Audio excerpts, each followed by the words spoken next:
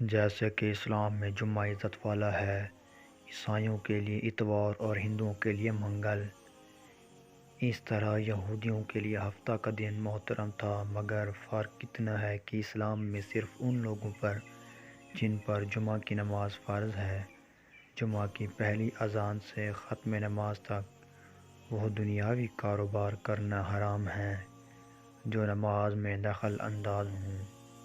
عورتیں، بچے، مسافر اور بیمار لوگ اس حکم سے علیحدہ ہیں کیونکہ ان پر جمعہ فرض نہیں ہے، لیکن یہودیوں اور عیسائیوں کے ہاں ان سارے دنوں میں دنیاوی کاروبار حرام تھے اور خاص کر شکار کرنا سخت جرم تھا۔ موسیٰ علیہ السلام کے بعد یہ واقعہ پیش آیا کہ بنی اسرائیل کی ایک جماعت بحیرہ کلزم کے کنارے شہر ایلا میں رہتی تھی جو مدینہ منورہ اور شام کے درمیان واقع ہے۔ یہ لوگ مچھلی کے بہت شوقین تھے۔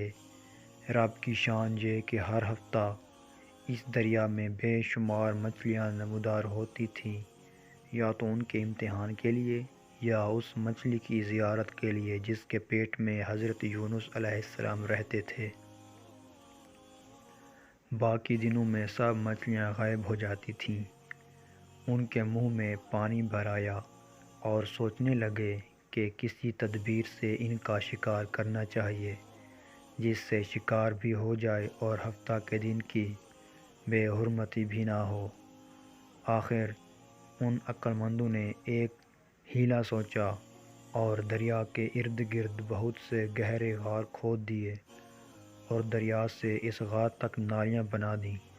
جمعہ کی شام کو ان نالیوں کا منہ کھول دیتے تھے کہ پانی کے ساتھ مچھلیاں ان گڑھوں میں آ جائیں، اور اتوار کے دن ان گڑھوں سے پکڑ لیتے تھے اور کہتے تھے کہ ہم ہفتہ کو شکار نہیں کرتے۔ انہوں نے وہ مچھلیاں خوب کھائیں اور فروخت کیں، جس سے یہ بڑے مالدار ہو گئے۔ 40 یا 70 سال تک ان کا یہ عمل جاری رہا۔ یہ لوگ کل 70,000 تھے۔ ان کی 3 جماعتیں بن گئیں، ایک تو شکار کرنے والوں کی، دوسرے اس سے منع کرنے والوں کی، اور تیسرے خاموش رہنے والوں کی۔ یہ لوگ کل 12,000 تھے، باقی سب شکاری تھے۔ جب شکاریوں نے ان کی نصیحت نہ مانی تو انہوں نے اپنے اور ان کے درمیان ایک دیوار بنا کر شہر کے 2 حصے بنا دیے اور کہا کہ ہم ان کے ساتھ نہ رہیں گے کہ ہم پر عذاب نہ آ جائے۔ یہاں تک کہ داؤد علیہ السلام کا زمانہ آ گیا۔ آپ علیہ السلام نے ان کو شکار کرنے سے منع کیا اور فرمایا کہ اے بے وقوفو، قید کرنا ہی تو شکار ہے۔ جیسے کوئی ہرن کو جال میں پھانس لے، اس نے شکار کر لیا، کھائے یا نہ کھائے، اور کھائے تو آج ہی کھائے یا کبھی دوسرے وقت۔ غرض یہ کہ ہفتہ کے دن تمہیں شکار کی ممانعت ہے، نہ کہ فقط ہاتھ میں پکڑنے کی یا کھانے کی۔ اس سے باز آ جاؤ ورنہ عذاب میں گرفتار ہو جاؤ گے۔ شکاریوں نے کہا کہ ہم تو بہت عرصہ سے یہ کام کر رہے ہیں، اگر یہ برا ہوتا تو اب تک ہم کو امن کیوں ملا؟ تب داؤد علیہ السلام نے دعا فرمائی، جس سے رب کا غضب آ گیا، اور رات میں یہ سب کے سب بندر بن گئے، یا جوان لوگ بندر اور بوڑھے لوگ سور بنا دیے گئے۔ ان کے عقل و حواس تو باقی رہے مگر ان کی قوت گویائی جاتی رہی اور جسموں سے سخت بدبو نکلنے لگی۔ صبح کے وقت اس محلے کو لوگوں نے دیکھا کہ نہ تو اس محلہ سے کوئی آدمی آتا ہے اور نہ کوئی آواز، نہ کوئی دھواں وغیرہ نکلتا ہے، تو یہ دیواروں پر چڑھ کر ان کے گھروں میں داخل ہو گئے۔ وہ بندر ان کو دیکھ کر ان کی طرف دوڑے اور ان کے قدموں سے لپٹنے لگے اور ان کے کپڑے سونگھتے اور روتے تھے۔ ان لوگوں نے کہا کہ کیا ہم نے تمہیں شکار کرنے سے منع نہ کیا تھا؟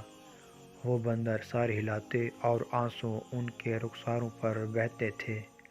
اس حال پر ان کو 3 روز گزرے اور پھر سب ہلاک کر دیے گئے، نہ کوئی باقی بچا اور نہ ان کی نسل چلی۔ لوگوں میں یہ مشہور ہے کہ موجودہ بندر انہی کی ہی نسل میں سے ہیں، لیکن یہ غلط ہے۔ ان سے پہلے بھی بندر تھے اور یہ موجودہ بندر ان سے پہلے بندروں کی اولاد میں سے ہی ہیں، کیونکہ صحیح روایت میں ہے کہ کوئی مسخ شدہ قوم 3 دن سے زیادہ نہیں جیتی، نہ کھاتی ہے، نہ پیتی ہے، اور نہ ہی اس کی نسل چلتی ہے۔